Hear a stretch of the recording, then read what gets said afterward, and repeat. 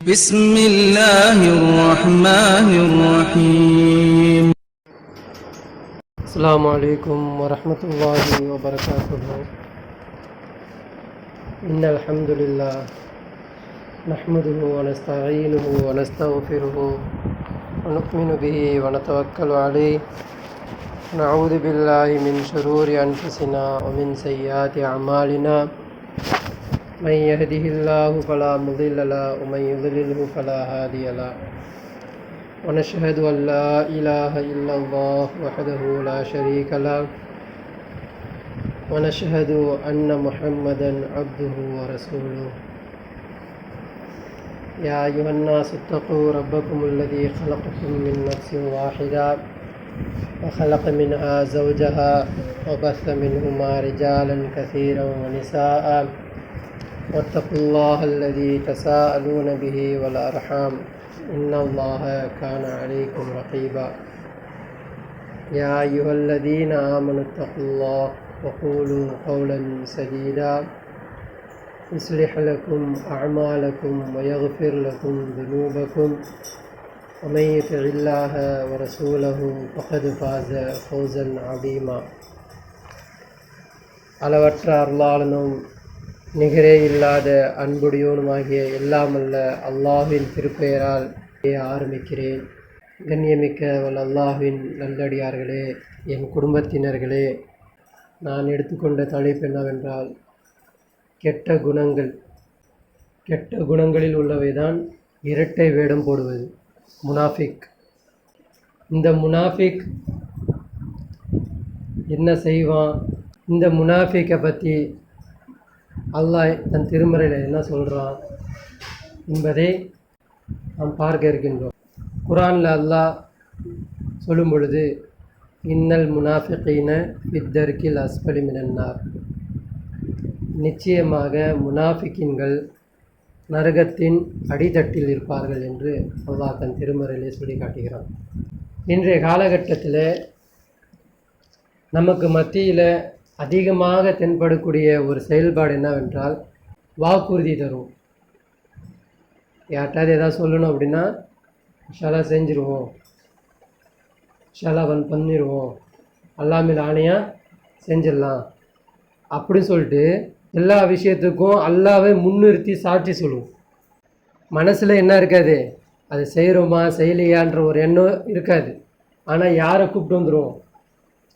அல்லாஹ்வை முன்னிறுத்தி அல்லாஹ்வின் மீது ஆணையாக நான் இப்படி தான் செய்ய போகிறேன், நான் இப்படிலாம் செய்வேன், நான் இதெல்லாம் செய்ய மாட்டேன் அப்படி என்பதெல்லாம் அல்லாஹ்வை நிரூபித்து இவருடைய நிரூபித்தலை காமிக்கிறதுக்காண்டி, இவருடைய நாணயத்தை காமிக்கிறதுக்காண்டி அல்லாஹ்வை முன்னிறுத்தி சாட்சி சொல்லுவாங்க. ஆனால் அல்லாஹ்வை முன்னிறுத்துவது எவ்வளோ பெரிய அபாயம் தெரியுமா? அல்லாஹ்வை முன்கூட்டி நிப்பாட்டுறது, அல்லாஹ்வை முன்னிறுத்துவது மிகப்பெரிய அபாயமானது.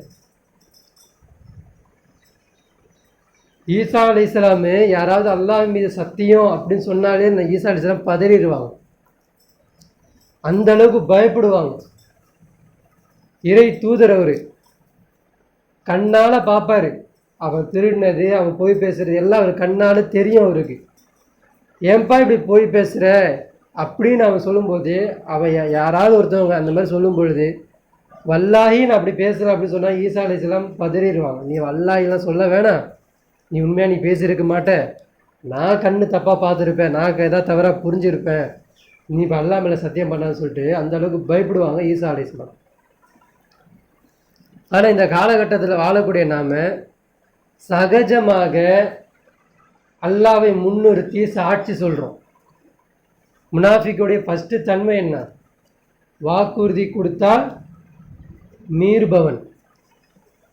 அப்போ அந்த வாக்குறுதியை யாரை முன்னிறுத்தி பண்ணுறோம் அப்படின்னா, அல்லாஹ்வின் மீது ஆணையாக இந்த மாதம் ஜக்காத்தை கொடுத்துருவேன், இந்த மாதம் சந்தாவை கொடுத்துருவேன், இந்த மாதம் இந்த இந்த நன்மையை நான் செஞ்சிருவேன், இந்த மாதம் இந்த பயானை நான் நடத்துவேன், இந்த மாதம் இந்த மாதிரி தாவா பண்ணிடுவேன், இந்த மாதம் வரக்கூடிய நாட்களில் இந்த மாதிரி நான் கல்யாணம் பண்ணிடுவேன் அப்படி என்பதெல்லாம் அல்லாஹ்வை முன்னிறுத்தி சொல்லுவாங்க.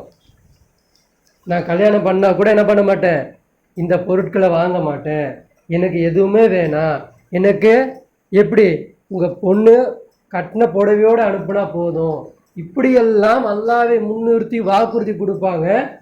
ஆனால் என்ன செய்ய மாட்டாங்க, அதே செயல்பாட்டில் கொண்டு வரணும்னா நான் அப்படி சொன்னேனா, நான் அப்படி செஞ்சேனா, நான் அப்படி பண்ணேனா என்பதையெல்லாம் மறந்தவர்களாக பேசுவாங்க.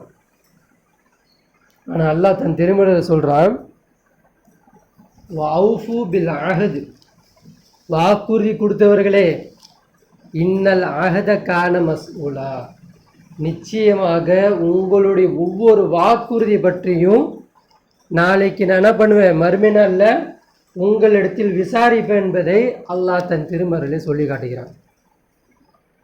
எவ்வளோ அசால்ட்டுத்தனமான வாக்குறுதிகள்! தன் நாணயத்தை காமிக்கிறதுக்காண்டி, தன்னுடைய நம்பிக்கை காமிக்கிறதுக்காண்டி, தான் சொல்கிறது பொய் இல்லை என்பதை நிரூபிப்பதற்காக வேண்டி அந்த இடத்துல அல்லாஹ்வை முன்னிறுத்தி சொல்லிட்டு போயிடுறாங்க, மறந்துடுறாங்க. ஆனால் நம்மளெல்லாம் முன்னோடியாக இருக்கக்கூடிய நபிமார்களும் சரி, சஹாபாக்களும் சரி, அல்லாஹ்வுடைய விஷயத்தில் எப்படியெல்லாம் பயந்துருக்காங்க தெரியுமா? அதிகமாக பயப்படக்கூடியவர்களாகவே இருந்தாங்க அவங்களாம்.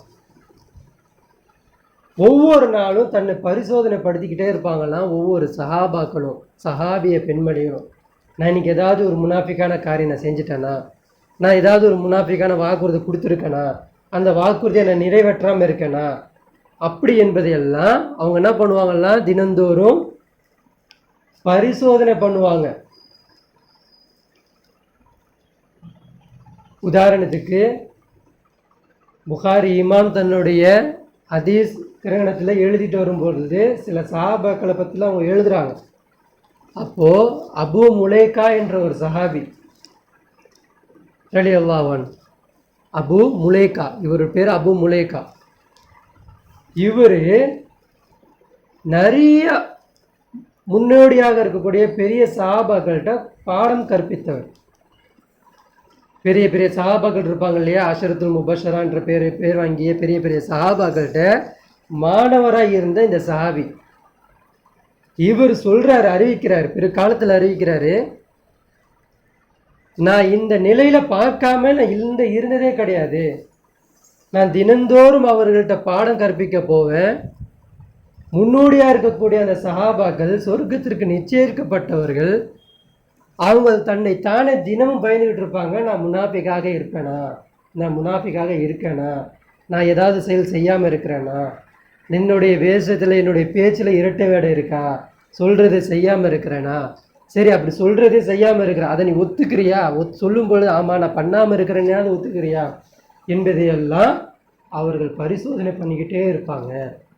நான் பார்த்தேன், கண்கூடாக பார்த்தேன், மூத்த சஹாபாக்கள் அப்படி சொல்லிட்டு என்ன பண்ணுறாங்க, அந்த அபு முலைகா என்ற சஹாபி சொல்கிறாங்க.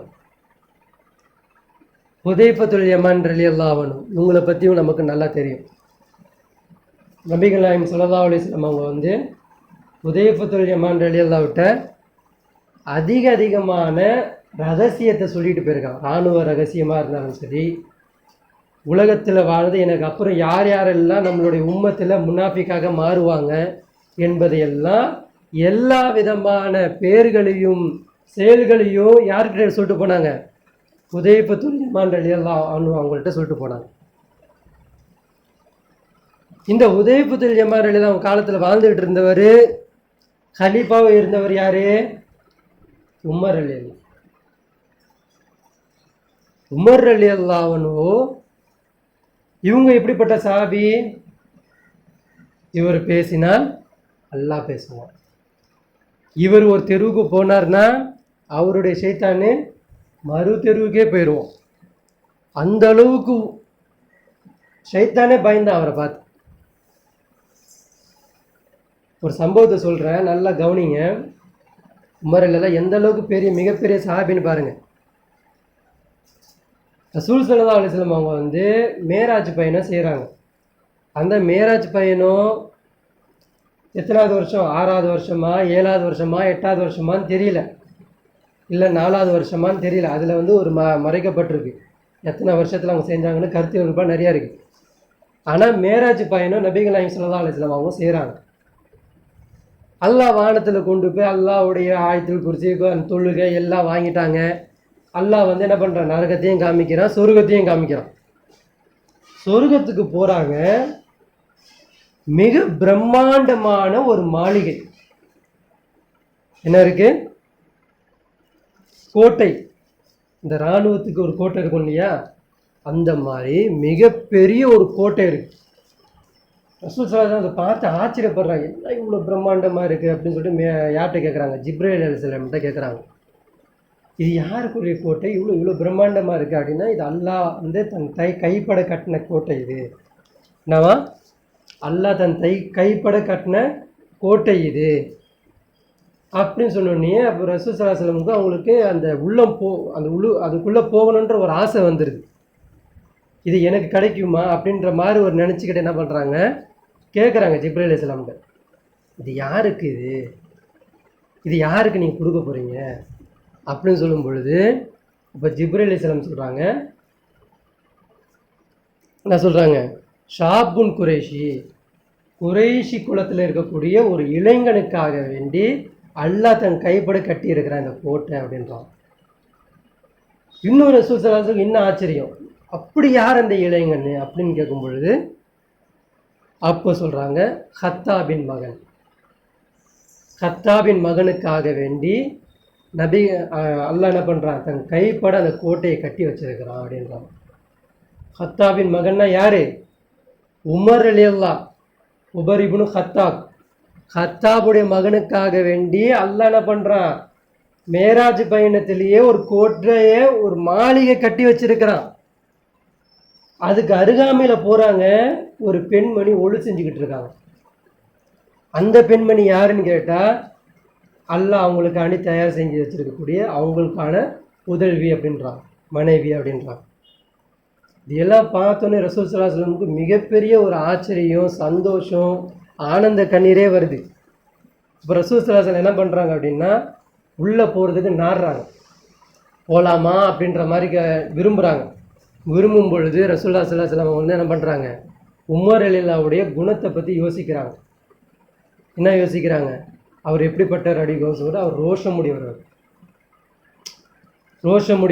அப்போ ரசூல் ஸல்லல்லாஹு அலைஹி வஸல்லம் சொல்கிறாங்க, நான் இவரோட அனுமதி, இவருக்காண்டி எல்லாம் கட்டியிருக்கிறான், இவரோட அனுமதி இல்லாமல் நான் இந்த கோட்டைக்குள்ளே நான் போயிட்டேன்னா பின்னாடி அல்லாஹ் அவருக்கு கொடுக்க போடும்போது எனக்கு முன்னாடி ரசூலா பார்த்துட்டாங்களோன்ற ஒரு ரோஷம் அவருக்கு பட்டுருச்சுன்னா, அதுக்காண்டி நான் இதுக்குள்ளே போகல, என்னோடய ஆசையை இங்கேயே நான் வச்சுக்கிறேன், நான் இதுக்குள்ளே இந்த மாளிகைக்குள்ளே இந்த கோட்டைக்குள்ளே நான் போகலை அப்படின்னு சொல்லிட்டு என்ன பண்ணுறாங்க, அந்த கோட்டையை பார்த்துட்டு தனக்கு கொடுக்கப்படுற இருக்கக்கூடிய அந்த மனைவியும் பார்த்துட்டு என்ன பண்ணுறாங்க, நபிகள் நாயகம் ஸல்லல்லாஹு அலைஹி வஸல்லம் மேராஜ் பயணத்தில் கீழே வந்துடுறாங்க. மறுநாள் இந்த செய்தியை உமர் ரலியல்லாஹு சொல்கிறாங்க, உமரே, உங்களுக்காக வேண்டி அல்லாஹ் கைப்பட கட்டின அந்த கோட்டையை நான் பார்த்தேன், அவ்வளோ பிரம்மாண்டமாக இருந்துச்சு அந்த கோட்டை. நான் உள்ளே போக எங்கே உங்களுடைய ரோஷம் வந்து நீங்கள் ரோஷப்பட்டு நீங்கள் ஏன் எப்படி என்னுடைய அனுமதி இல்லாமல் போயிடுவீங்களோ நீ கேட்டுருவீங்களோன்ற பயத்தில் அந்த கோட்டைக்கு நான் போகாமல் இருந்தேன் அப்படின்னு சொல்லி உமர் எல்லாம் அழுகுறாங்க. நீங்கள் செஞ்ச ஒரு துவாவில் அபு ஜஹல்லோ இல்லை உமரோ ரெண்டு பேரில் யாராவது ஒருத்தரை நீ இஸ்லாத்தை நாட மாட்டியான்ற ஒரு துவா நீ கேட்டனால அல்லாஹ் எனக்கு இஸ்லாத்தை கொடுத்தான். உங்கள் மூலிமா நான் இஸ்லாத்தை எடுத்துக்கிட்டேன். நீங்கள் உள்ளவே பார்த்துட்டு வர்றதை நான் நான் ரோஷப்படுவேனா, நான் கோவப்படுவேனா, என்ன நபிகள் நாயகம் ரசூலுல்லாஹ் அப்படி சொல்லிட்டு அவங்க அழுகுறாங்க. இன்னும் அவங்க ஹிஜ்ரத்லாம் செய்யலை. அதற்கு முன்னாடியே அவங்களுக்கு தெரிஞ்சிருச்சு, அல்லாஹ் அவங்களுக்கு இவ்வளோ பெரிய மிக பிரம்மாண்டமான ஒரு மாளிகையை, ஒரு கோட்டையை அல்லாஹ் கட்டி வச்சிருக்கிறான். உம்மத்துக்கே அமீருல் முஃமினாக இருக்கிறாங்க. எல்லாத்துக்குமே அவங்க இருக்கிறாங்க. ஆனால் உமர் ரலியல்லாஹு எப்படி இருந்தாங்க தெரியுமா, தன்னுடைய வாழ்க்கையில் அந்த உதைஃபத்துல் யமான் ரலியல்லாஹு அவங்ககிட்ட போயிட்டு தினமும் போய் கது தட்டலாம். தினமும் ஒரு நாள் இல்லை, 2 நாள் இல்லை, அவங்க 12 வருஷமும் என்னவோ அவங்க என்ன பண்ணாங்க, ஆட்சியில் இருந்தாங்க. அந்த 12 வருஷமும் அந்த லிஸ்ட்டில், அந்த முனாஃபிக்குடைய லிஸ்ட்டில் என் பேர் இருக்கா, ரசூலுல்லாஹ் என்னோடய பேர் சொல்லிட்டு போயிட்டாங்களா, நான் இன்றைக்கி ஏதாவது முனாஃபிகா காரியம் பண்ணிகிட்டு இருப்பேனா, நான் பண்ணிட்டேனா அப்படின்னு சொல்லிட்டு அவங்க போய் தினமும் போய் அவங்கள்ட்ட போய் அவங்க கேட்குறாங்க. அப்படின்னா நம்பலாம் இல்லையா? இந்த காண்டி எல்லாம் சொர்க்கத்தை கட்டி வச்சிருக்கேன், சொர்க்கத்தில் மாளிகை கட்டி வச்சிருக்கேன், நான் அமீருல் முஃமினாக இருக்கிறேன், நான் இந்த உம்மத்துக்கே ஒரு ஹலீஃபாவாக இருக்கிறேன், நான் 5 வேளை தொழுகிறேன், நான் யாருக்கும் துரோகம் பண்ணல, எதுவும் பண்ணல, நம்பலாம் இல்லையா? ஆனால் அவங்க அதை நம்பாமல் அல்லாஹ் அன்னைக்கு மறுமை நாளில் விசாரிக்கும் பொழுது எப்படி வேணாலும் விசாரிப்போம். அல்லாஹ் ஒருத்தருக்கு கொடுக்கணும் நாடிட்டானா கொடுத்துருவான், ஒருக்க கொடுக்கக்கூடாதுன்னு நாடிட்டானா என்ன பண்ணுவான்? எப்படி வேணாலும் நம்ம தடுத்துருவான் என்பதை உமர் எல்லாம் பயந்து என்ன பண்ணுறாங்க, அந்த முனாஃபிக்குடைய தன்மை என்கிட்ட இருந்துருமா இருக்குதா என்பதை தினமும் போயிட்டு ஹுதைஃபத்துல் யமான் ரலியல்லாஹு போயிட்டு தினமும் போய் விசாரிப்பாங்க. அப்படின்னா நம்மளாம் எங்கெங்கே இருக்கிறோம்?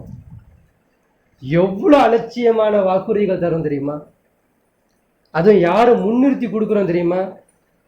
அல்லாவை முன்னிறுத்தி சொல்கிறோம். சில சம்பவங்கள் எல்லாம் சொன்னால் கசப்பாக இருக்கும், ஆனால் செய்கிறாங்க. நம்ம குடும்பத்துலேயும் சரி, நானும் சரி, உலக மக்களும் சரி, உம்மத்தும் சரி, என்ன பண்ணுறாங்க? அல்லாவை முன்னிறுத்தி செஞ்சிடுறாங்க. அது எவ்வளோ பெரிய அபாயமானது தெரியுமா? எவ்வளோ பெரிய டேஞ்சர் ஜோன் தெரியுமா அது? ஆனால் நம்ம என்ன பண்ணுறோம்? அலட்சியமாக செய்கிறோம். ஆனால் ரலியல்லாஹு அன்ஹு வரல்லு அன்ஹுன்னு சொல்லப்பட்ட சஹாபிகள் எல்லாருமே என்ன பண்ணாங்க? ஒவ்வொரு நாளும் பயந்தாங்க. யா அல்லாஹ், என்னை இந்த முனாஃபிக்குடைய தன்மையிலேருந்து என்னை காப்பாற்றி, இந்த முனாஃபிக்குடைய தன்மையிலேருந்து காப்பாற்றுன்னு சொல்லி ஒவ்வொரு சஹாபாக்களும் பயந்தாங்க, ஒவ்வொரு சஹாபிய பெண்மணிகள் பயந்தாங்க. ஆனால் நம்ம மிக பிரம்மாண்டமான ஒரு முனாஃபிக்காக நம்ம இருக்கிறோம். என்ன முனாஃபிக்கு? வாழ்க்கையில் நடைமுறை வாழ்க்கையில் முனாஃபிக்காக இருக்கிறோம், அது ஒரு தனிப்பட்ட முறை. அது அது அது என்ன பண்ணுவான்ல, 3 விசாரணையெல்லாம் கேட்பான், தனிப்பட்ட முறையில் ஒரு விசாரணை கேட்பான். அதில் முனாஃபிக்காக இருந்தாலும் மாட்டுவோம், உறவினராக வரும்பொழுது அதுலேயும் முனாஃபிக்காக இருந்தாலும் மாட்டுவோம், உம்மத்தாக வரும்பொழுதும் ஒரு முனாஃபிக் இருக்குது. என்னது? ஹஜ்ஜத்துல் விதால நபிகள் நாயகம் ஸல்லல்லாஹு அலைஹி வஸல்லம் சொல்கிறாங்க, நான் உங்களுக்கு இஸ்லாத்தை பரப்பிட்டேனா, முழுசாக சொல்லி கொடுத்துட்டேனா அப்படின்னு சொல்லும்பொழுது உம்மத்தாக அவங்க சொன்னாங்க, ஆமாம் நீங்கள் முழுசாக சொல்லி கொடுத்துட்டீங்க அப்படின்னு. அப்புறம் ரசூலுல்லாஹி ஸல்லல்லாஹு அலைஹி வஸல்லம் நம்மள்கிட்ட வாக்குறுதி எடுக்கிறாங்க, என்னுடைய பெயரை உலக மக்களுக்கே நீங்கள் எத்தி வைக்கணும். வாக்குறுதி வாங்கினாங்களா? நம்மளுடைய சஹாபாக்கள் தான் வாக்குறுதி வாங்கினாங்களா? இன்றைக்கு இருக்கக்கூடிய முஸ்லீம் ஆகிய உம்மத்தாக இருக்கக்கூடிய நாம ரசூல் ஸல்லல்லாஹு அலைஹி வஸல்லமுடைய பேரை முழு உம்மத்துக்கு சொன்னோமா? முழு சமுதாயத்துக்கு சொன்னோமா? அதை சொல்கிறதுக்காக நாடுறோமா? அதை பற்றி தெரிஞ்சுக்கிறோமா? அதற்கு முயற்சி செய்கிறோமான்னு பார்த்தா எதுவுமே இல்லை. அப்போ எவ்வளோ பெரிய வாக்குறுதி மீறலில் நம்ம இருக்கோம் தெரியுமா? ரசூலுல்லாஹி ஸல்லல்லாஹு அலைஹி வஸல்லம் அவங்களுக்கு வாக்குறுதி நம்மளாம் கொடுத்துருக்குறோம். நம்ம வாக்குறுதி கொடுத்துருக்குறோம் அவங்கள்ட்ட. அந்த வாக்குறுதி நிறைவேற்றாதவராகவே எத்தனை பேர் இறந்து போகிறாங்க தெரியுமா? அதுக்காண்டி பாடுபடணும். அதே மாதிரி வாக்குறுதி குடும்பத்துக்குள்ளேயே கொடுப்போம், சில விஷயங்களை சொல்லி கொடுப்போம், இதெல்லாம் நான் செய்ய மாட்டேன் அப்படின்பதெல்லாம் சொல்லுவோம். அதே அல்லாஹ்வுக்கு பயந்து அந்த வாக்குறுதியை நிறைவேற்றும். அதுக்கு தான் இந்த தலைப்பை எடுத்தேன். குடும்பத்துக்குள்ள என்ன பண்ணுவாங்க? வாக்குறுதிகள் நிறைய கொடுப்பாங்க. நான் இதை செஞ்சிடுறேன், நான் இதை வாங்கி கொடுத்துட்றேன், நான் அதை பண்ணிடுறேன் அப்படின்னு சொல்லிட்டு என்ன பண்ணுவாங்க? சொல்லுவாங்க. சிலதை ஒழுக்க கெட்ட செயலை செஞ்சுருப்பாங்க. அதுக்கு என்ன பண்ணுறது? அல்லாவை கொண்டு வந்து முன்னிறுத்தி அல்லாஹ்வினாலே நான் அப்படிலாம் செய்யலைன்னுவாங்க. இதெல்லாம் ரொம்ப ஆபத்தான விஷயங்கள். ஏன்னா அல்லாஹ் குர்ஆன் என்ன சொல்கிறான்? வௌஃபு பில் அஹ்த், உங்களுடைய வாக்குறுதிகளை நீங்கள் என்ன பண்ணுங்க? நிறைவேற்றுங்க அப்படின்றாங்க. ஏங்க, போருக்கு போகிறது கடமை இல்லைங்க? போருக்கு போகிறது கடமை தானே?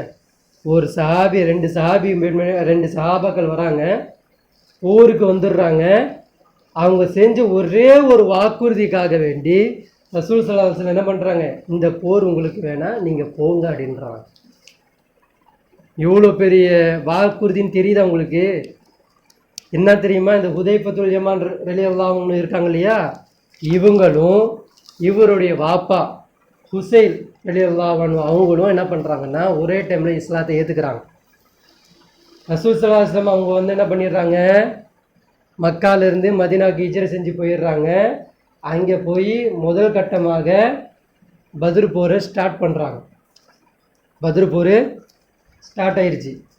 இந்த பக்கம் ஸ்டார்ட் ஆகிற நிலைமையில் நிற்கிது. நாளைக்கோ மறுநாளோ பத்ர் போர் நிகழப்போகுது. இங்கே என்ன நடக்குது அப்படின்னா ஹுதைஃபத்துல் யமான் ரலியல்லாஹு அன்ஹு அவங்களும் அவருடைய வாப்பாவும் இஸ்லாத்தை ஏற்றுக்கிட்டு ஹிஜ்ரத் செய்கிறாங்க. எங்கே வராங்க? மதீனாவுக்கு வராங்க. மதீனாவுக்கு வந்து பார்த்தா சில சஹாபாக்கள் இருக்கிறாங்க. கேட்குறாங்க, எங்கே ரசூலுல்லாஹ் ஸல்லல்லாஹு அலைஹி வஸல்லம் எங்கேன்னு கேட்கும்போது அவங்க வந்து எங்கே போயிருக்கிறாங்க? யோமுல் ஃபுர்கான், யோமுல் ஷஹீத், யோமுல் பத்ருடைய நாளுக்காக வேண்டி போயிருக்காங்க, சத்தியத்தை பிரிக்கக்கூடிய நாளுக்காக வேண்டி போயிருக்கிறாங்க அப்படின்னு சொல்லிட்டு அந்த ஊர் மக்கள் சொல்கிறாங்க. அப்போ சொன்னோனையே ஹுதைஃபத்துல் யமான் ரலியல்லாஹு அவங்களுக்கும் அவங்களுடைய வாப்பாவுக்கும் மிகப்பெரிய சந்தோஷம். சரி, வந்தோடனே மிகப்பெரிய ஒரு பொறுப்பு எங்களுக்கு கொடுக்கப்படுது. அந்த அந்த அந்த போரில் நானும் கலந்துக்கணும், எப்படியாவது கலந்துக்கணும், என்னுடைய பங்களிப்பும் வேணும் அப்படின்னு சொல்லி என்ன பண்ணுறாங்க, மதீனாவிலிருந்து பத்ருடைய இடத்துக்கு போகிறதுக்கு 150 கிலோமீட்டர் என்ன பண்ணுறாங்க, மதீனாவிலேருந்து நடந்து போகிறாங்க. 150 கிலோமீட்டருக்கு நடந்து போகிறாங்க. போகிற வழியில் என்ன ஆகுது அப்படின்னா குறைஷிகள் முகாமிட்டு இருக்கிறாங்க. குறைஷிக்கிட்ட மாட்டிக்கிறாங்க. யார்? ஹுதைஃபத்துல் யமான் ரலியல்லாஹு அவங்களும் அவங்களுடைய வாப்பாவும் மாட்டிக்கிறாங்க. குறைஷி கொடுத்த அந்த கூட்டத்தில் இருக்கக்கூடிய முக்காவாசி யார்? இவங்களுடைய தோழர்கள், ஃப்ரெண்ட்ஸு, இவங்களுடைய சொந்த பந்தம் தான் இங்கே வந்து உட்காந்துருக்கு. இப்போ இந்த சொந்த பந்தங்கள்கிட்ட அவங்க யார்கிட்ட எதிராக சண்டை போட வந்திருக்காங்க? ரசூல் ஸல்லல்லாஹு அலைஹி வஸல்லம் அவங்கள்ட்ட எதிராக சண்டை போட வந்திருக்கிறாங்க. உட்காந்துருக்கிறது மாமா, மச்சான், அண்ணன், தம்பின்ற மாதிரி உறவினர் உட்காந்துருக்கு, தோழன் உட்காந்துருக்கான், இவங்க தான் இருக்கிறாங்க. இப்போ இவங்கள்ட்ட போயிட்டு நான் ரசூலாட்ட சேர போகிறேன்னு சொன்னால் இவங்களுக்கு என்ன ஆகும்? மனஸ்தாபம் ஏற்படும். இப்போ இவங்கள்ட்ட போயிட்டு உங்களுக்கு எதிராக நான் சண்டை போட போகிறேன்னு சொன்னாலே என்ன ஆகும்? கோபம் ஏற்படும். இப்போ என்ன பண்ணுறாங்க, 2 பேரும் மாட்டிக்கிறாங்க. இப்போ கேட்குறாங்க தோழர்களை, 2 பேரும் எங்கே போகிறீங்க நீங்கள் அப்படின்னு. அப்போ 2 பேரும் சொல்கிறாங்க, நாங்கள் வந்து மதீனாவை நாடி போயிட்டுருக்கோம், மதீனாவுக்கு போயிட்டுருக்கோம் நாங்கள் அப்படின்றோம். அப்போ இந்த குறைஷிகளும் விட மாட்டேங்குது. இல்லை, நீங்கள் போய் சொல்கிறீங்க, எங்கே போகிறீங்க, நீங்கள் எங்கே போகிறீங்க எங்களுக்கு தெரியும், நீங்கள் எங்கே போகிறீங்க சொல்லுங்கள் அப்படின்னு. இல்லை, உண்மையிலேயே நாங்கள் விரும்புகிறோம். எதுக்கு போகிறோம்? மதீனாவை நாடி போயிட்டுருக்கோம், மதீனாவுக்கு தான் நாங்கள் போகிறோம் அப்படின்றாங்க. அப்போது குறைஷிகளும் மறுபடியும் அவங்க சொல்கிறாங்க, நீங்கள் ரசூல்லாவை விரும்பி தானே போகிறீங்க, ரசூல்லா கிட்ட தானே போகிறீங்க, நீங்கள் 2 பேருமே உண்மையை சொல்லுங்கள், போய் சொல்லாதீங்க அப்படின்றாங்க. இல்லை, நாங்கள் ரசூல்லா கிட்ட போகல, நான் இங்கே போகல. அப்போ ரசூல்லா கிட்ட போகலன்னு சொல்ல, நான் எப்படி சொல்கிறாங்கன்னா, நாங்கள் மதீனாவை நோக்கி தான் போகிறோமே தோழரே, நாங்கள் வேறு எங்கேயும் போகல, மதீனாவை நோக்கி போகிறோன்ற மாதிரி அவங்க என்ன பண்ணுறாங்க, வார்த்தை ஜாலங்கள் தான் மழுப்புறாங்க. அப்போ இந்த குறைஷி கூட என்ன பண்ணுது அப்படின்னா, சரி ஓகே, அப்போ நீங்கள் என்ன பண்ணுங்கள், மதீனாவுக்கு தான் போகிறீங்க அப்படின்னா வல்லாஹி சத்தியம் பண்ணுங்க அப்படின்றாங்க.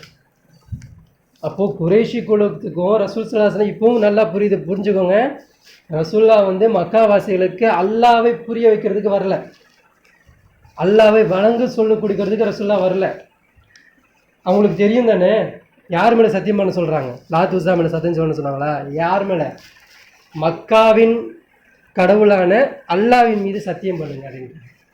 வல்லாஹி நீங்கள் ரசூல் ஸல்லல்லாஹு அலைஹி வஸல்லம் சந்திக்க போகல, அந்த பத்ரு போருக்கு நீங்கள் போகல, அதில் போய் கலந்துக்கல என்பதை நீங்கள் சத்தியம் பண்ணுங்க அப்படின்றாங்க. ஏன் அப்படின்னா இந்த ஹுதைஃபத்துல் யமான் ரலியல்லாஹு அவங்களும் அவருடைய வாப்பாவும் 100 பேருக்கு சமம். ஒரு ஆள் ஹுதைஃபத்துல் யமான் ரலியல்லாஹு அவங்க வந்து அந்த அளவுக்கு போர் வாள் வீசக்கூடிய தன்மையுடையவர். அவங்க வாப்பாவுக்கு வந்து போர் தந்திரம் தெரிஞ்சவர், ஒரு தந்திரம் தெரிஞ்சிருக்கிறவர், ரகசியத்தை தெரிஞ்சிருக்கிறவர், எப்படி நிப்பாட்டணும், எப்படி சண்டை போடணும், யாரை எப்படி தளபதி ஆக்கணும், தளபதியாக வைக்கிறவனுக்கு என்ன தகுதி இருக்கணும், எப்படிலாம் அவன் பயப்படக்கூடாது, எப்படி ஸ்டெப்பு நிற்கணும், அந்த நடைமுறைகள் எல்லாமே தெரிஞ்சவர் யாருக்கு? ஹுதைஃபத்துல் யமான் ரலியல்லாஹு அவங்களுடைய பாப்பாவும். அவங்க பேர் என்னது? ஹுசைன் ரலியல்லாஹு. இவ்வளோ பலமிக்கவங்க இவங்க என்ன பண்ணுறாங்க, வல்லாஹி சத்தியம் பண்ணி சொல்லி நீ அவங்கள போய் சந்திக்கல என்பதை சத்தியம் பண்ணி நாங்கள் விட்டுறோம் அப்படின்றாங்க. அப்போ அவங்க என்ன பண்ணுறாங்க, 2 பேருமே கஞ்சாடில் பேசிக்கிறாங்க. உள்ளத்தால் என்ன பண்ணுறாங்க, அல்ல நான் போய் சொல்கிறோம் அப்படின்னு சொல்லி நினச்சிக்கிட்டு வெளிப்படையாக என்ன பண்ணுறாங்க, வல்லாஹி நாங்கள் மதீனாவுக்கு தான் போகிறோம் அப்படின்னு சொல்லிட்டு சத்தியம் பண்ணிவிட்டு என்ன பண்ணுறாங்க கிளம்புறாங்க. கிளம்பும் போது எப்படி பண்ணுறாங்க அப்படின்னா, நேராக போனால் பத்ரு தான். அப்போ நேராக போகாமல் இவங்களுக்கு தெரியாமல் விட்டுறாங்க. விட்டோன்னே கூட்டத்துக்கு தெரியாமல் பின் வழியாகவே சுற்றிக்கிட்டு போய் எப்படி என்ன பண்ணுறாங்க, பத்ரில் போய் கலந்துக்கிறாங்க. ரசூல் ஸல்லல்லாஹு அலைஹி வஸல்லம் அவங்க 2 பேரையும் பார்த்தோன்னே ரசூல் ஸல்லல்லாஹு அலைஹி வஸல்லம் ஆனந்த கண்ணீர். ஏன்னா என்னை தேடி 2 சஹாபிகளை ஹிஜ்ர் செஞ்சு வந்திருக்கிறாங்க, அதை போருக்கு வந்துட்டாங்க. மிகப்பெரிய சந்தோஷம். அவங்க 2 பேரும் பார்த்தோன்னா இன்னும் பலம் வருது. ஏன்னா அவங்களுடைய போல் தந்திரம், அவங்களுடைய வீரத்தன்மை, அதெல்லாம் அவங்களுக்கு ரசூல் ஸல்லல்லாஹு அலைஹி வஸல்லம் அவங்களுக்கு ரொம்ப பிடிக்குது. ஏன்னா இங்கே 313 சொச்சம் தான் இங்கே இருக்கிறாங்க, அங்கே 1000 கணக்கான மக்கள் அங்கே இருக்கிறாங்க. அப்போ 2 பேர் எக்ஸ்ட்ரா வந்துட்டு ரசூல் ஸல்லல்லாஹு அலைஹி வஸல்லம் அவங்களுக்கு மிகப்பெரிய சந்தோஷம். என்ன பண்ணுறாங்க, ரொம்ப கட்டி அணைச்சிக்கிறாங்க. நீங்கள் எங்கே வந்திருக்கீங்க அப்படிங்கன்னா, பத்ர் போரில் கலந்துருக்கேன், நீ மதினாவுக்கு போனோம், இந்த மாதிரி விசாரித்தோம், நீங்கள் இந்த மாதிரி பத்ர் போர் வந்திருக்குன்னு சொன்னாங்க, இருந்தாலும் நாங்கள் பத்ருக்கு வந்துட்டோம் யாரை சொல்லாவே அப்படி சொல்லி ரசூல் ஸல்லல்லாஹு அலைஹி வஸல்லம் ரொம்ப கட்டி அணைச்சி 2 இது பண்ணுறாங்க. சரி எப்படி வந்தீங்க சொல்லுங்கள் அப்படின்றாங்க. இந்த வழியாக வந்தீங்க, எப்படி வந்தீங்கன்னு ரசூல் ஸல்லல்லாஹு அலைஹி வஸல்லம் கேட்கும்பொழுது, இந்த மாதிரி மதினாலேருந்து வரும்பொழுது இந்த மாதிரி குறைச்சிங்க உங்களை பிடிச்சிட்டாங்க. இவர் சொல்கிறாரு, நான் சொல்கிறேன், நாங்களே பிடிச்சிட்டாங்க, நாங்கள் குறைச்சிக்கிட்ட மாட்டும் பொழுது நாங்கள் வந்து இந்த மாதிரி மதினாவை நோக்கி தான் வந்துக்கிட்டு இருக்கோம், மதினாவை நோக்கி தான் நாங்கள் போகிறோம் அப்படின்னு சொல்லிட்டு நாங்கள் சொல்லிக்கிட்டு வந்தோம். லாஸ்ட்டில் என்ன பண்ணாங்கன்னா, அவங்க சத்தியம் கேட்டாங்க, எங்கள்கிட்ட வல்லாயி அப்படின்னு சொல்லிட்டு சத்தியம் பண்ணாங்க. நாங்கள் 2 பேருமே வந்து உள்ளத்தால் உறுதி இல்லாமல் சும்மா நாவால் நாங்கள் 2 பேரும் என்ன பண்ணோம், சத்தியம் பண்ணிட்டு தான் வந்தோம். நாங்கள் வந்து பத்ர் போரில் கலந்துக்கல, நாங்கள் ரசூல்லாவை சந்திக்க வரல, நாங்கள் மதீனாவுக்கு தான் போகிறோன்றதை வல்லாய் சொல்லிட்டு வந்தோம் அப்படின்னு சொல்லி ரசூல்லா என்ன பண்ணுறாங்க, கையை விட்டுறாங்க. எவ்வளோ பெரிய வார்த்தைன்னு கவனிங்க. பத்ருக்கு ஒரு மனுஷனுக்கு போர் முக்கியம் இல்லையா? இப்போ அல்லாவின் மீது நீ சத்தியம் பண்ணிட்ட, அப்போது ஒரு நயவஞ்சகனாக இருந்தாலும் சரி, ஒரு காஃபிராக இருந்தாலும் சரி, அந்த அல்லாவுக்கு அவ்வளோ பயந்தாங்க. 5 வேளை தொழக்கூடிய நாம, குரானை நம்பக்கூடிய நாம, ரசூல் ஸல்லல்லாஹு அலைஹி வஸல்லம் உம்மத்திலிருந்து வரக்கூடிய நாம, அதற்கு அந்த உம்மத்துக்கு சாட்சி சொல்லக்கூடிய நாம, இந்த அளவுக்கு அல்லாஹ்வை பயப்படுறோமா? அப்போ நம்ம அல்லாஹ் எங்கே இருக்கிறான், நமக்கு நாவளவில் தான் இருக்கிறான், மனசார போகிற. அல்லாஹ் சொல்கிறானியா, யா அய்யுஹல்லதீன ஆமனு தக்குல்லாஹ் ஹக்க துகாத்தி. நீங்கள் என்ன பண்ணுங்க, யா அய்யுஹல்லதீன இன்னொரு வசனம் வரும், எப்படி வரும் அப்படின்னா, அல்லாவை நீங்கள் உண்மையாக நம்புங்க, இஸ்லாத்துக்குள்ளே நீங்கள் முழுமையாக நுழைஞ்சுக்குங்க அப்படின்ற மாதிரி ஒரு வசனம் வரும். அப்போ நம்ம அந்த அளவுக்கு முழுமையாக இந்த இஸ்லாத்துக்குள்ளே நுழைஞ்சோமான்னு பார்த்தா இல்லை. இப்போ ரசூல் ஸல்லல்லாஹு அலைஹி வஸல்லம் என்ன பண்ணுறாங்க, அந்த 2 சஹாபாக்களையும், நீங்கள் 2 பேரும் மதினாவுக்கே போங்க, நாங்கள் வந்து பாரு, நாங்கள் வந்து இறந்தாலும் சரி, நாங்கள் ரிட்டர்ன் வந்தாலும் சரி, நாங்கள் இறந்து இங்கே இறந்து மக்களாக மண்ணாக போனாலும் சரி, நீங்கள் உதவி செய்ய வேணாம். நீங்கள் எந்த அல்லாஹ்வை முன்னிறுத்தி சாட்சி சொன்னீங்களோ அந்த வாக்குறுதியை நிறைவேற்றுங்க, நீங்கள் மதீனாவுக்கே போங்க அப்படின்னு சொல்லிட்டு 2 பேரையும் அனுப்பி வைக்கிறாங்க. அப்படின்னா அந்த சாட்சி என்பது, அந்த அல்லாஹ் மீது வைக்கக்கூடிய அந்த சாட்சி என்பது எவ்வளோ உன்னதமானது, எவ்வளோ புனிதமானது. ஆனால் அந்த சாட்சி சொல்லக்கூடிய நாம, அல்லாஹ்வை முன்னிறுத்தி சொல்லக்கூடிய நாம இந்த அளவுக்கு பயப்படுறோமா? சில பிரச்சாரத்தை கேட்டுருவோம், சில பயானை கேட்டுருவோம், அல்லாஹ்வின் நாடே நான் என்ன பண்ணுவேன், ஷலா அந்த நோக்கி நான் இருப்பேன், அந்த மாதிரி நான் செய்வேன், நான் விட மாட்டேன், நான் முயற்சி பண்ணுவேன்னு சொல்லிட்டு அல்லாஹ்வை முன்னிறுத்தி சொல்லிடுவார். ஏன் அப்படின்னா, செய்யணுன்ற ஒரு ஆசை தான். ஆனால் பிற்காலத்தில் அந்த செயலை செய்யாமல் போகும்பொழுது, நான் சாட்சி சொன்னேனே, என்னை அல்லாஹ் தண்டிப்பானேன்ற ஒரு பயம் அந்த மனசில்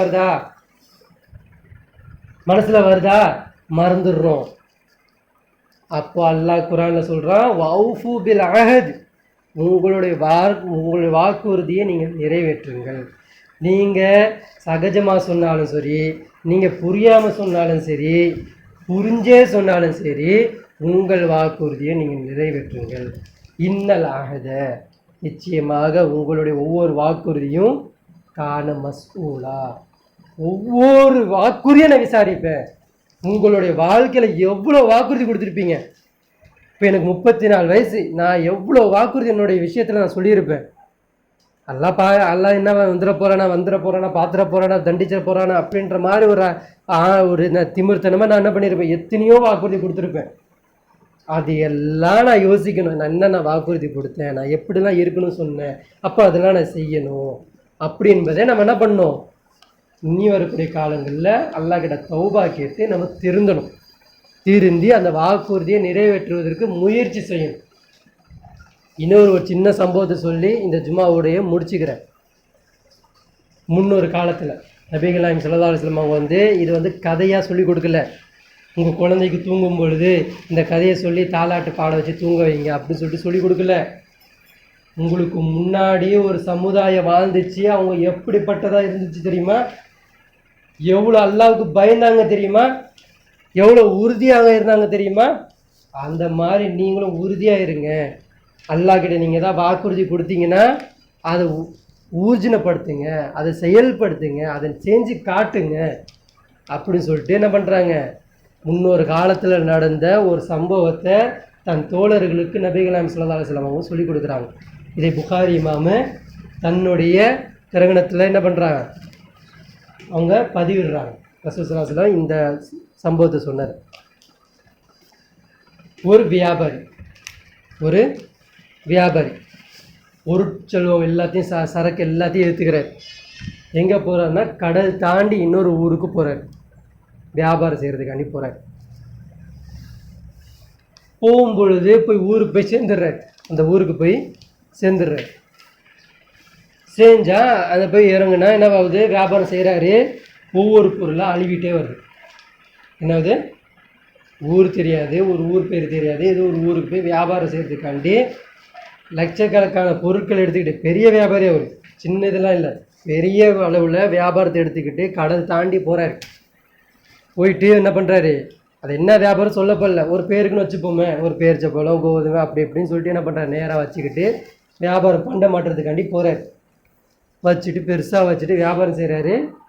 கொஞ்சம் கொஞ்சமாக என்ன ஆகுது, என்னது அழிஞ்சிக்கிட்டே அழிவாகிட்டே வந்துக்கிட்டு இருக்கு. அப்போ என்ன ஆகுதுன்னா, ஒரு கட்டத்தில் அவர் வியாபாரம் பண்ணுறாரு, எல்லா பொருளும் நாசமாயிடுச்சு, திவாலாயிட்டே வர்றாரு.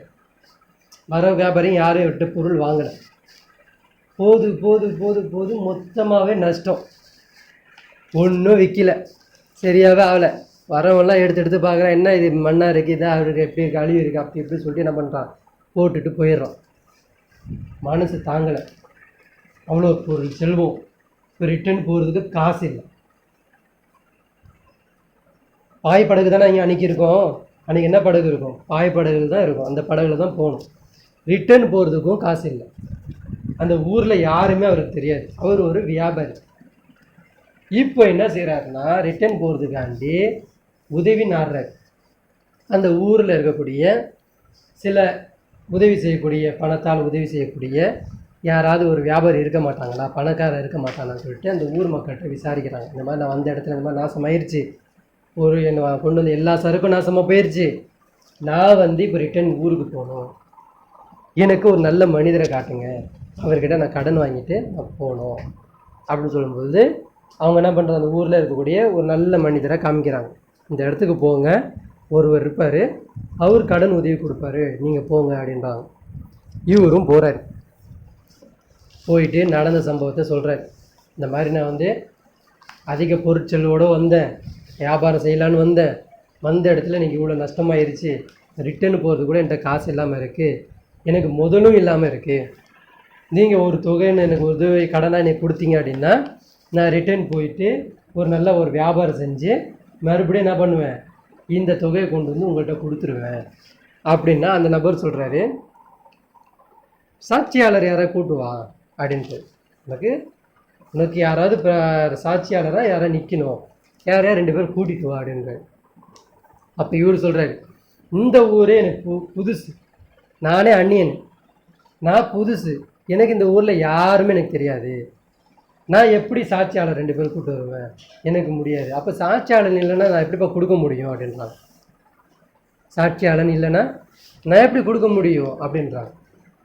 அப்போ அவருங்க சொல்கிறாங்க, அப்போ அந்த ஆள் சொல்கிறாரு, கடன் கேட்டு வந்தார் இல்லையா, அப்போ சொல்கிறாரு, எனக்கு சாட்சியாளன் யாரும் இல்லை, நான் வேணால் ஒரு விஷயத்தின் மேலே சத்தியம் பண்ணுறேன், எனக்கு என் அல்லாஹ் மீது சத்தியமிட்டு சொல்கிறேன், நீங்கள் இந்த காசை எனக்கு தொகையை கொடுங்க, இந்த நாளுக்குள்ளே இந்த டேட்டுக்குள்ளே நான் கரெக்டாக உங்களுக்கு கொண்டு வந்து ரிட்டர்ன் கொடுத்துருவேன், எனக்கு இந்த ஊரில் யாரும் தெரியாது, எனக்கு தெரிஞ்சது எல்லாமே என் அல்லாஹ் தான், நீ அல்லாவை முன்னிறுத்தி கேட்குறேன், எனக்கு கடன் தொகையை கொடுங்க அப்படின்னு அந்த கேட்டவருக்கு என்ன ஆகலை, மறுக்க முடியல.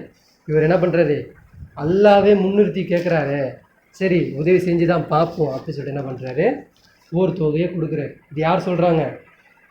ரசூல் ஸல்லல்லாஹு அலைஹி வஸல்லம் அவங்க சொல்கிறாங்க. முன்னொரு காலத்தில் அல்லாவை இப்படி தான் நம்பி இருந்தாங்க, அவங்க எந்த பட்சத்தில் அல்லாஹ் கை விட்டதில்லை அவங்க அப்படின்னு. இப்போ என்ன நடக்குது அப்படின்னா, ஒரு காசை வாங்கிட்டு என்ன பண்ணுறாரு, அந்த பாய்மர கப்பலில் என்ன பண்ணுறாரு, ரிட்டர்னு ஊருக்கு வந்துடுறாரு. ஊருக்கு வந்தால் அவர்கிட்ட வாங்கின அந்த பரக்கத்தான அந்த காசில் என்ன ஆகுது, வியாபாரம் செய்கிறாரு, செல்வ செழிப்பாக மாறுறாரு. கொஞ்சம் தொகை வாங்கிட்டு வந்து வியாபாரம் செய்கிறாரு, செல்வ செழிப்பாக மாறுறாரு, மிகப்பெரிய ஒரு பணக்காரனாக மாறுறாரு. அவர் சொன்னக்கூடிய அந்த தவணை நாள் வருது, நெருங்கிருச்சு. அந்த 1 வருஷமோ 2 வருஷமோ என்ன தவணை நாள் சொன்னாலும் தெரியல, அந்த நாள் நெருங்குது. இப்போ அவர் பார்க்குறாரு, இப்போ இந்த டேட் வந்துருச்சு, நான் கொடுக்கணுமே அப்படின்னு சொல்லி நினச்சிட்டு என்ன பண்ணுறாரு, சரி சொல்லிட்டு அந்த அவர் சம்பாதிச்சிட்டார் இல்லையா, அந்த தொகையெல்லாம் ரெடி பண்ணிவிட்டு என்ன பண்ணுறாரு, கடல் பயணத்துக்கான மேற்கொண்டு வராரு. கடலில் பார்த்தீங்கன்னா சீதோஷணை சரியில்லை, ஒரே காற்று புயல் வீசுது, படகோட்டிலாம் ஓடி வராங்க, கப்பல்லாம் தூக்கி போக முடியாது, புயல் வீசிக்கிட்டு இருக்கு, இன்னும் சில நாட்களுக்கு போக முடியாது, சில மாதங்களுக்கே போக முடியாது அப்படின்றாங்க. என்ன பண்ணுறாங்க, சில மாதங்களுக்கு இந்த பக்கம் போக முடியாது, கடினமான புயல் இருக்குது, போக முடியல அப்படின்றாங்க. அப்போது இந்த நபருக்கு பயம், அல்லாஹ்வை முன்னிறுத்தில நான் சாட்சி சொன்னேன், இவரோ கடல் தாண்டியில் நிற்கிறாரு, நான் எப்படி இந்த பொருளை கொண்டு போய் அவர்கிட்ட கொண்டு போய் கொடுப்பேன், கொடுக்கணும்னு ஒரு ஆசை. அப்படியே கண் கலங்குறாரு, நிற்கிறாரு, என்ன பண்ணுறதுன்னு தெரியல. என்ன பண்ணுறாரு, அல்லாஹ் மேலே அவ்வளோ நம்பிக்கை, மிஞ்சிய நம்பிக்கை அல்லாஹ் மேலே. அல்லாஹ் அப்படிப்பட்ட ஆட்களை அல்லாஹ் கைவிட மாட்டான். அந்த மாதிரி நமக்கு ஒரு நம்பிக்கை, அவ்வளோ நம்பிக்கை அல்லாஹ் மேலே வைக்கணும். யோசிக்க கூட முடியாது, கற்பனைக்கு கூட எட்டி பார்க்க முடியாத அளவுக்கு நம்பிக்கை அந்த இடத்துல அவர் வைக்கிறார். போகிறாரு, அந்த பொற்காட்ஸ்களை எல்லாம் ரெடி பண்ணுறாரு, ஒரு கட்டையை எடுக்கிறாரு, ஒரு கட்டைக்குள்ளே எல்லாம் எடுத்து அந்த பொற்காசுல எல்லாம் கட்டைக்குள்ளே வைக்கிறாரு, வச்சுட்டு ஒரு கடிதம் எழுதுறாரு, என்னுடைய ஊரில் சீதோஷணை சரியில்லை, நான் வரலான்னு தான் நினச்சேன், என்னால் வர முடியல, இந்த மாதிரி என்னை மன்னிச்சிருங்க, நான் இதில் உங்களுடைய காசில் நான் எழுதி வச்சுருக்கேன், உங்கள் காசுலாம் இதில் வச்சுருக்கிறேன், இது நான் அனுப்புனது தான் அப்படி சொல்லிட்டு எல்லா விதமான அவருடைய எல்லா விஷயத்தையும் எழுதிட்டு அந்த கட்டையில் வச்சுட்டு அல்லாஹ் மேலே தவக்கல் வச்சுட்டு கடலில் தூக்கி போடுறாரு. கடலே, அல்லாஹ்வின் மீது ஆணையா இதை அவர்கிட்ட போய் சேர்த்துரு அப்படின்னு சொல்லிட்டு தூக்கி போடுறாரு. புயல் வீசுது. அந்த பக்கம் அவர் என்ன பண்ணுறாரு, இவன் இந்த நேரம் சொன்னான் இல்லையா, இவன் வருவான் இல்லையா அப்படின்னு சொல்லிட்டு அந்த அந்த இடத்துக்கு நிற்கிறார். கடல் அந்த படகுலாம் சேரும் இல்லையா, அந்த ஹார்பர்னு வச்சுக்கோங்களேன், அந்த ஹார்பர் இடத்துக்கு நிற்கிறார். ஒவ்வொரு கப்பலாக வருது, அந்த ஊர்லேருந்து எந்த கப்பலும் வரல, எந்த படகும் வரல. அப்போ நினைக்கிறார், வழக்கம் போல் எல்லாரும் ஏமாத்துறவங்க தானே, இவனும் அல்லாஹ் பேர் சொல்லி ஏமாற்றிட்டான், சரி நம்ம வீட்டுக்கே போவோம். சரி போகும்போது சும்மா போக முடியாதுல்ல, மனைவிக்கு ஏதாவது எடுத்துகிட்டு போகணும், ஏதாவது பண்ணிட்டு போகணும், சரி திரும்புவோம் அப்படின்னு சொல்லிட்டு என்ன பண்ணுறாரு, திரும்புகிறார். திரும்பும்போது ஒரு கட்டை அவர் காலில் தட்டுது. கடலில் தான் நிற்கிறாரு, ஒரு கட்டை காலில் தட்டுது. காலில் தட்டினோடனே பார்க்குறாரு, அந்த கட்டையை பார்த்தோன்னா அவருக்கு சிந்தனை என்ன வருதுன்னா, இந்த கட்டை விறகா வச்சுப்போம், இந்த கட்டையை விறகை எடுத்துகிட்டு போய் நம்ம என்ன பண்ணுவோம், வீட்டில் அதையாவது கொடுப்போம், என் மனைவி சமைப்பாள் அப்படி சொல்லிட்டு என்ன பண்ணுறாரு, அந்த கட்டையை எடுத்துக்கிட்டு வீட்டுக்கு போகிறார். வீட்டுக்கு போய்ட்டு இன்றைக்கி அந்த ஆள் வருவான்னு சொன்னாமா, அந்த ஆள் வழக்கம் போல் எல்லாரும் ஏமாத்துகிற மாதிரி அல்லாஹ் பேரை சொல்லி ஏமாற்றிட்டான், நமக்கு காசு வருமானு தெரியல, நான் போன இடத்துல இந்த கட்டை தான் எனக்கு கிடச்சிது, இந்த கட்டையை வச்சு என்ன இருக்கும் சமையல் பண்ண அப்படின்னு சொல்கிறான். அந்த அம்மா அந்த கட்டையை உடைக்கிறாங்க, உள்ளேருந்து காசாக கொட்டுது, நாணயமாக கொட்டுது, அவர் வாங்கின கடனை முழுக்க அதில் இருக்குது, மொத்தமாக கீழே கொட்டுது, கடிதமும் கீழே கொட்டுது, கீழே விழுந்துருச்சு. அந்த கடிதத்தை எடுத்து படிக்கிறாரு, தாரே அழுகுறாரு, அல்லாஹ் மேலே இப்படி ஒரு நம்பிக்கை இவருக்கு அப்படின்னு நினச்சி பார்க்க முடியுமா? எங்கே இருக்கிறாரு அவர் எங்கே இருக்கிறாரு, எப்படி அந்த கட்டை சேர்ந்துச்சு? அவர் எடுத்து படிக்கிறாரு, படித்தா அவர் எழுதுறாரு, நான் இந்த மாதிரி என்னுடைய சீதோஷ நிலை சரியில்லை, நான் உங்களுக்கு கொடுக்கணுன்னு தான் வந்தேன், எங்கள் ஊரில் எந்த படகும் போல, நான் அல்லாஹ் மேல் தவக்கல் வச்சு இந்த படகை இந்த பணத்தை வந்து உங்கள் மேலே கட்டையை நான் வந்து வீசுகிறேன், இது வந்து நீங்கள் எடுத்துக்கோங்க அப்படின்னு சொல்லிட்டு அவர் போடுறாரு. அந்த ஊரில் அவர் எடுத்து அதை படிச்சுட்டு அழுகுறாரு. படிச்சுட்டு அழுதுட்டு அல்லாஹ் என்ன பண்ணா, அல்லாஹ் உண்மையானன் தான், அல்லாஹ் என்னை ஏமாத்தலை, அல்லாஹ் கொடுத்துட்டான்னு சொல்லிட்டு என்ன பண்ணுறாரு, ரொம்ப மனசு சந்தோஷமாகி அந்த காசெல்லாம் இவர் யூஸ் பண்ணுறாரு. சரியா? ஆனால் இங்கே இவர் பணம் கொடுத்தாரு இல்லையா, பணம் போட்டார் இல்லையா, இவருக்கு மனசு வசவசம். இப்போ காசு போச்சா இல்லையா, நம்ம அல்லாவை முன்னிறுத்தியில் நம்ம சத்தியம் பண்ணோம், இந்த காசு போச்சா இல்லையா, இந்த காசு அவருக்கு சேர்ந்துச்சா இல்லையா, நான் என்ன பண்ணுவேன் அப்படின்னு சொல்லிட்டு ராப்பகலாக இவருக்கு தூக்கம் இல்லை. அப்போ அந்த சீதோஷணம் சரியாகுது. சரியாகணுன்னு உடனே மறுபடியும் பணத்தை எல்லாம் ரெடி பண்ணிக்கிட்டு அந்த ஊருக்கு கிளம்பி போகிறார். அந்த ஊரில் படகுல அந்த பாய்மர காப்பலில் ஏறிக்கிட்டு மறுபடியும் அந்த ஊருக்கு போகிறார். போயிட்டு மன்னிப்பு கேட்குறாரு. இந்த மாதிரி நான் இந்த டேட்டில் வருவேன், நான் சத்தியம் பண்ணி உங்கள்கிட்ட சொன்னேன், அல்லாவை முன்னிறுத்தி சொன்னேன், என்னால் அந்த டைமுக்கு சத்தியமாக என்னால் வர முடியல, என் ஊர் சரியில்லை, இந்த மாதிரி வந்து நான் இப்போ வந்து உங்களுடைய கடனை கொடுக்க வந்திருக்கிறேன், மன்னிச்சுக்கோங்க, என்னையே மன்னிச்சிடுங்க, இந்த கடனை நீங்கள் ஏற்றுக்கோங்க, நான் வாங்கின கடனை முழுசாக கொண்டு வந்து கொடுக்குறேன், கொஞ்சம் தவணை லேட் ஆகிடுச்சு கொடுத்துட்றேன், தான் வாங்கிக்கோங்க அப்படின்னு கொடுக்கும்போது அப்போ அந்த மனிதர் அவரும் எந்த அளவுக்கு உண்மையாளராக இருக்கார் பாருங்க. வாங்கலை நான், சரி கொடு இந்த வச்சுட்டு போ அப்படின்னு சொன்னாரா. அவர் சொல்கிறாரு, நீ ஏதாச்சும் ஒரு கட்டையில் காசு இதில் வச்சு லெட்டர் வச்சு அனுப்புனியா அப்படின்னு கேட்குறாரு. ஆமாம் நான் வச்சு அனுப்புனேன், வந்துருச்சா உங்களுக்கு, சேர்ந்துச்சா அப்படின்னோன்னு, ஆமாம் அந்த கட்டை என்கிட்ட வந்து சேர்ந்தது, அதில் நீ அனுப்பின பொருட்காசுகளை நான் பார்த்தேன், உன் கடிதமும் நான் பார்த்தேன், அல்லாஹ்வுடைய ஆணைப்படி எல்லாமே என்கிட்ட வந்துருச்சு, நீ செஞ்ச சத்தியத்தை, அல்லாஹ் முன்னிறுத்தி செஞ்ச சத்தியத்தை அல்லாஹ் நிறைவேற்றி கொடுத்துட்டான், நீ வச்ச அவளை நம்பிக்கையும் அல்லாஹ் என்ன பண்ணா அதை ஊர்ஜினப்படுத்தி நம்பிக்கையால் என்னை கொண்டு வந்து கொடுத்துட்டான், நீ உன் காசை எடுத்துகிட்டு போ, அல்லாஹ் எனக்கு போதுமானவன், எனக்கு இந்த காசை போதும், நீ கடனை கொடுத்துட்ட அப்படின்னோடனே அந்த மனுஷர் சந்தோஷமாக போகிறார். அல்லாவை முன்னிறுத்தி நான் செஞ்ச சத்தியத்தை அல்லாஹ் அந்த வாக்குறுதியை நிறைவேற்றினா அப்படின்றது. இன்றைக்கி எத்தனை பேர் நம்ம கடன் வாங்குகிறோம், கடன் கேட்கும் பொழுது எந்த அளவுக்கு வாக்குறுதி நம்ம தரோம், கொடுத்துட்றோம் அப்படி இப்படின்றோம். நம்ம யார் கடன் வாங்கும் பொழுது கொடுக்கணுன்ற ஒரு எண்ணமே இல்லாமல் வாங்குகிறாங்களோ அவங்க யார், தீயவன், அல்லாஹ் அவனுக்கு உதவியே செய்ய மாட்டானோ. யார் கடன் வாங்கும் பொழுது யாரெல்லாம் இந்த கடன் எனக்கு கொடுக்கறதுக்கு எனக்கு உதவி செய்யாரா யாரெல்லாம் அப்படின்னு நினச்சி வாங்குறாங்களோ, அதை கொடுக்கணுன்ற ஒரு எண்ணம் வச்சுக்கிட்டே இருக்கிறானோ, அல்லாஹ் அந்த கடனுடைய பொறுப்பை அல்லாஹ் ஆக்கிக்கிறானோ. அது ஏன் பொறுப்பு, அந்த கடனை நிறைவேற்றி கொடுக்கறது ஏன் பொறுப்புன்னு சொல்லிட்டு அல்லாஹ் அந்த கடனை ஏற்றுக்கிறான், அல்லாஹ் உதவி செய்கிறான். அப்போது இந்த மாதிரி தன்மை உடையவர்களாக நம்ம மாறணும், இந்த மாதிரி நமக்கு ஈமான் வரணும்.